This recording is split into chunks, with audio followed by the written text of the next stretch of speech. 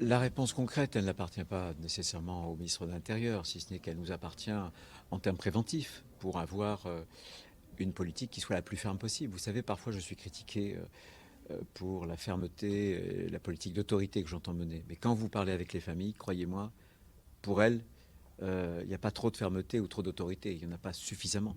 Elles nous demandent justement des mesures qui soient adaptées à la violence des temps présents.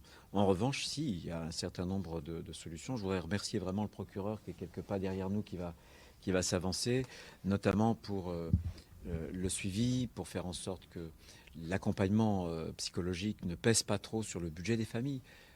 Qui n'ont pas nécessairement un pouvoir d'achat qui leur permette justement d'avoir un suivi quand vous avez les parents, des enfants aussi, frères et sœurs. Ça pèse sur le pouvoir d'achat, ça pèse sur le budget. Et puis il y a des réponses qu'on peut apporter, c'est pas à moi de les apporter, sur la procédure, etc.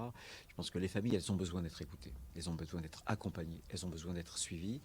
Et ma démarche aujourd'hui était de leur dire que l'État ne se désintéresse pas de leur sort. C'est bien de se mobiliser au moment du drame, mais je pense qu'on leur doit aussi, dans la durée, un suivi. Voilà, autant que faire se peut. Et on leur a apporté un certain nombre de réponses que le procureur de la République a citées, qui l'accompagnera.